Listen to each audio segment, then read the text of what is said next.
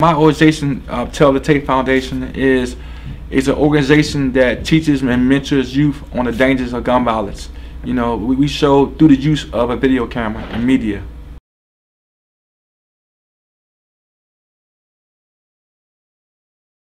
My organization, Tell the Tape Foundation, through the use of a video camera, we go into the neighborhoods where gun violence is at its worst peak, and with that, you know, I document life. You know, whether it be on a basketball court, whether it be at a party or somebody rapping. And what I've done is, after I capture that life on tape, you know what I'm saying, I would come back when that person is either shot by a handgun or just hurt by violence, and I would document the story of their life. You know, whether it be going to the hospital room, film them laying in bed after being shot numerous times, as well as in the emergency room when the doctors are working on them to save their life. And with that, and then when the person does pass, I go to the funeral homes and I show the pain and the consequences of gun violence. You know, as the mother will talk their dead child crying and screaming. And with that, I put together a videotape, a documentary, which shows that person's life, how it came to a tragic end, and it also shows the consequences of gun violence. It needs to stop. And with that, as real-time media, there's no acting, there's no strip, it's straight shot raw. Tell the tape.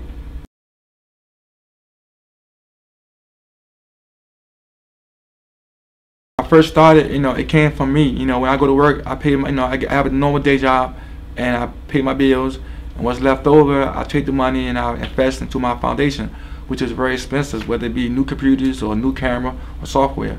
We all know the price of that is very expensive. And along the way, I was fortunate enough to get some help from rap star Nas. You know what I'm saying? Him and Chris Webber, you know, from TNT. He seen my work, so they invited me up over his house up in Brooklyn. And you know, and he was shocked when I was showing the videotapes to him. So he was like, you know, I'm here to support you. And since then, you know, I've been traveling with them, you know, Las Vegas and Miami. You know, I've been all over places with them guys because they really love what I'm doing. I'm trying to save young lives and stopping gun violence.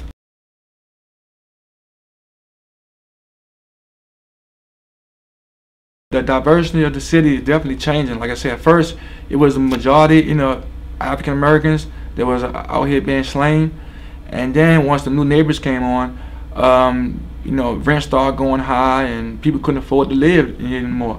So what happens? Them young guys were being forced out, and in comes the new neighbors. So, and with that change, you know what I'm saying, crime is getting down, some it's going down, you know, a bit, but it's not down all the way. And we got to find a way to keep working on stopping gun violence.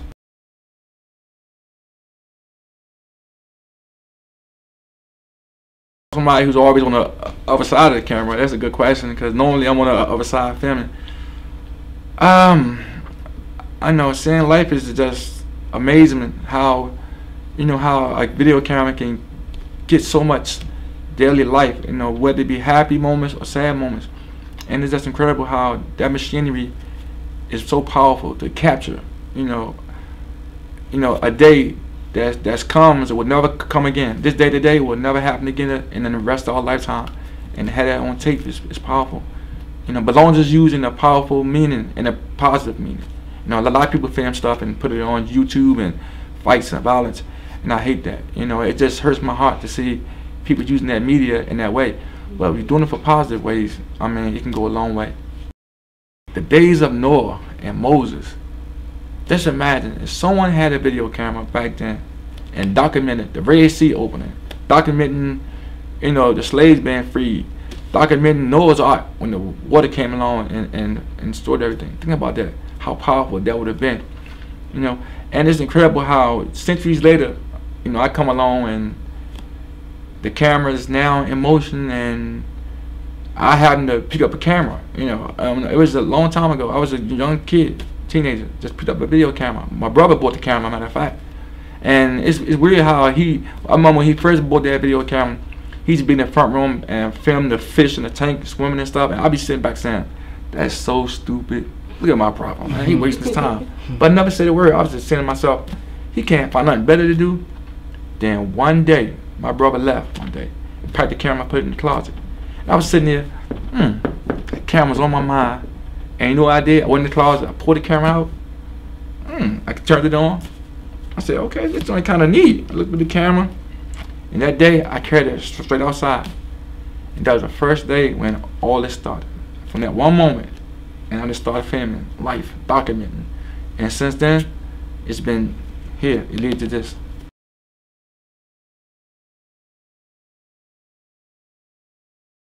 So far, the count is 93. 93 people. And it's sad, you know, like I said, 93. And, you know, it's just unbelievable how I can see life. I mean, I'm filming life as they from the cradle up to the grave. And seeing them dying like that. And I've been crying this crowd for a long time. Congress, young people, young African Americans are dying. Do y'all hear me? You hear me? They don't hear me for years. But yet, when something else happened out in Connecticut and other places, oh, they quick to sign a bill and change gun laws, and the whole world come to an end. He's visiting the family members, you know, hugging them, the president. How about the people here? I've been crying this crowd for a long time, but nobody paid any attention. African Americans, I guess they had no value in society.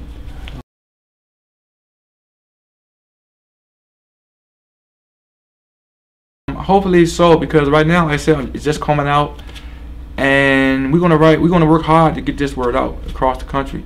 You know, I know people the country in Germany, they came to film me last week, and they carried it back over to their country, and they showed a little 5-minute piece, and the country's going crazy. They tweet me in German, you know what I'm saying? You know, I got to translate it in German, but they taught me how powerful my work is and how I have touched them way over Germany. So I'm quite sure it's going to touch you because it's real. Think about this. Nobody has done what I have done. You know what I'm saying? I actually taken the camera and went to a war zone, you know what I'm saying, and survived it. You know what I'm saying? Who allowed cameras into a hood? Guys shooting at each other and, I mean, killing people. I mean, who allowed a camera to come into their neighborhood and film that?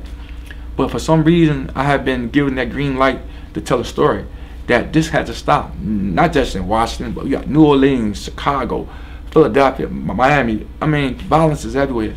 But I've been fortunate enough to see a way of bringing it to light through a video camera. And that's, most people don't do that. But I know I did it, you know, so I'm one of those who done it. And I want to just increase it, you know what I'm saying? I want to go across the country and do a tour, hopefully, once this come out, and just educate our youth. I want to go to the schools and talk to them about gun violence. What a gun does, what it actually does to a family, you know what I'm saying? That's one of the things I want to do.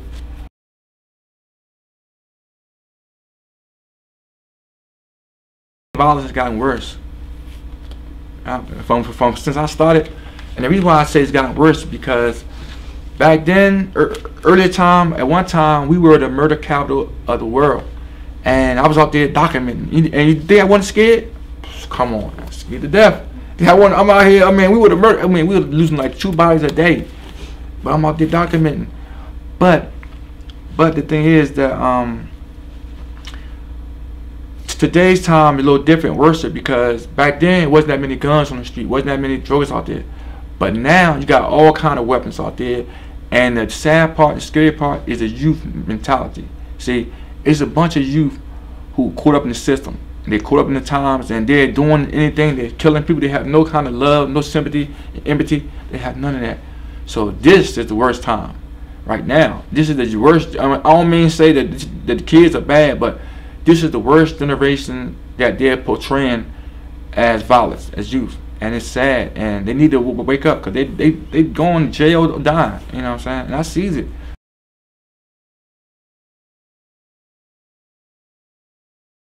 Oh, I mean, you'd be surprised. I worked from 6 years old to adults. I mean, I had grown men who come to my safe house. Wait, man, I'm having a problem. Wait, man, can you help me? I mean, it's no difference, you know, adults.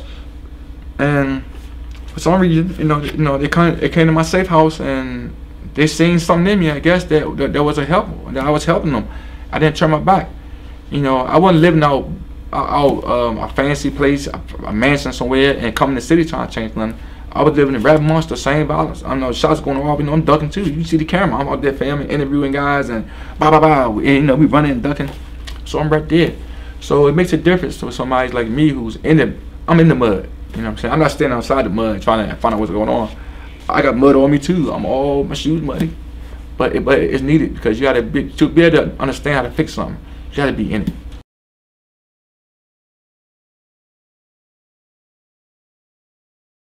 On my wall, I have we probably saw the video on video. I had on my wall. I have a whole wall DVD storage of each person's life.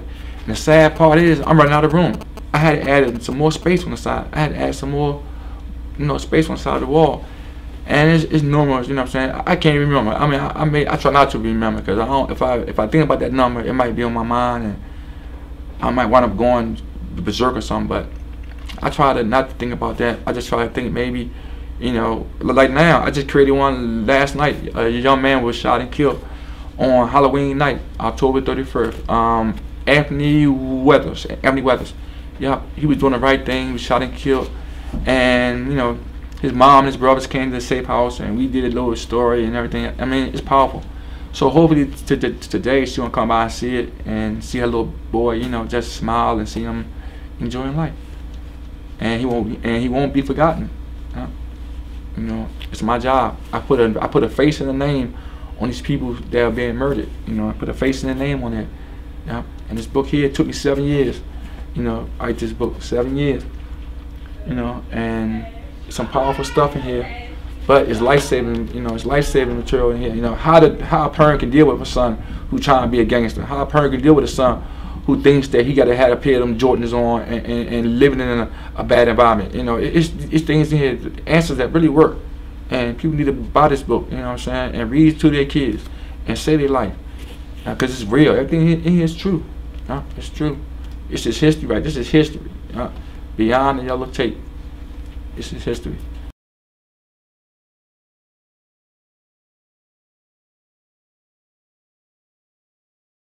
He came to me, and like I say, he had problems. Like a lot of people had problems, but I tried to help him out the best way I could. Tell him, he need to, go back to school. Do the right thing. Stop hanging out at night.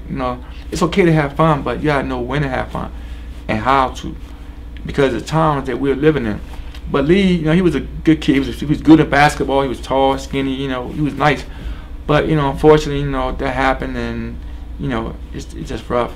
But so many times I try to change these kids, but the system, what I'm saying, I do much as I can do. I can just pretty much give them a words of wisdom, but I don't have the money, the funds to give them a job or education. I don't have it. See, that's what I'm lacking right now. So hopefully in the future I better have that where I can help those who need that.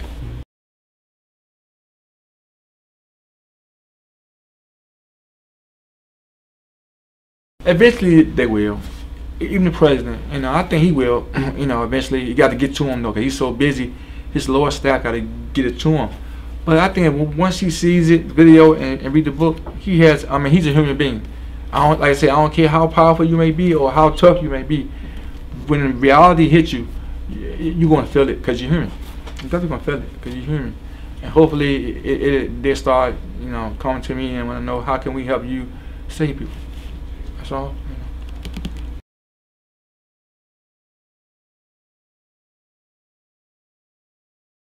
Hopefully the parents put God back into the home, because a lot of these kids today don't know about God. They don't know that God even exists, and a lot of them are falling prey to the devil, which is doing his work, which is just getting involved in things and gang banging, whether it be shooting and robbing. See, that's something that the youth wasn't told about God.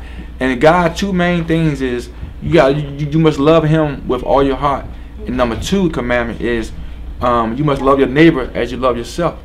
If them two things were in place right now, I guarantee you a lot of these murders and stuff would not be going on. And that's a job of the parents. You know what I'm saying? So it's a parent's job to let them know who God really is, and also that what His commandments are. You know what I'm saying? Love your neighbor as you love yourself. So that's one of the main things I hope they get to learn, and we can start turning this around and doing God's will.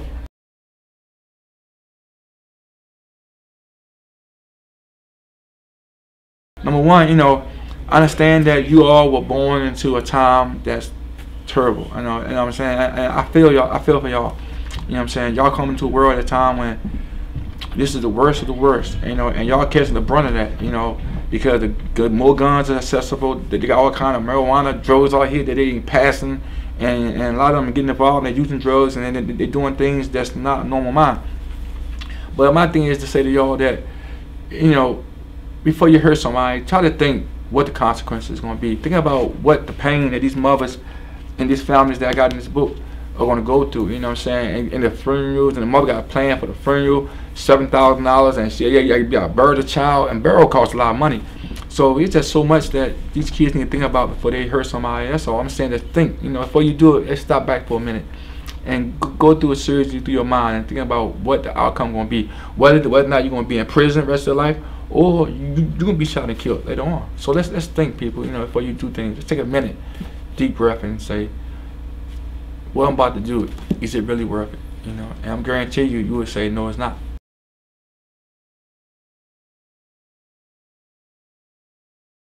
Again, like I said, I can't say it enough. I like to thank, you know, Chris Webber of TNT Basketball and NBA Basketball, and Nas, because like I say, you know, they seen my work, and you know, he came to the safe house. He came to the safe house, and he was seeing all the memorial on the wall, the jerseys, and the people that passed, and he was really touched. You know what I'm saying? So I appreciate them and bringing me into their circle. You know what I'm saying? You know, he brought me into their circle, and I had a time of my life. I've never been to Vegas before. You know, first class.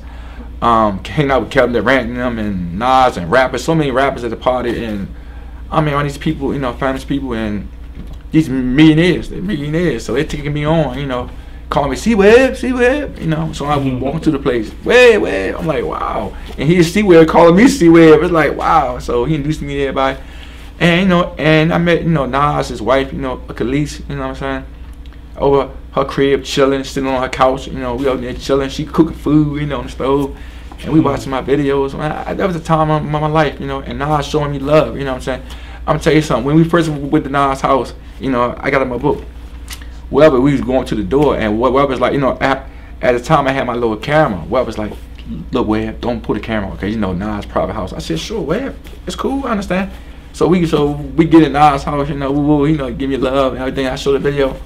Nah, I said, C-Web, man, you got the camera, man. I said, yeah, I got the camera. Why? He said, man, pull that camera out. I said, here? He said, yeah, right here. So I pulled the camera out, I started filming this house and everything. So it's the first person, I'm the first person Nas ever let film into his crib. First person. And I'm the only one, think about this, the only person Nas has let me endorse, he has endorsed me. Ever, you know what I'm saying? You check the tape, you say, it's my man Webb, whatever he do, I support him. Nas has never endorsed anybody in his whole life, but he endorsed me. So that means a lot to me, you know what I'm saying? Yeah. And then again, he called me a king of a slave. He was saying, he called me the king of a slave because of the work I'm doing. So that means a lot coming from a king of rap, you know, Nas. But, you know, keep doing good work. You never know who you're going to meet, you know, you never know, And I enjoyed this ride, you know, but it's sad that it had to come to this, but you know, it's for a good cause, and you know, I just want to save life and let people enjoy life.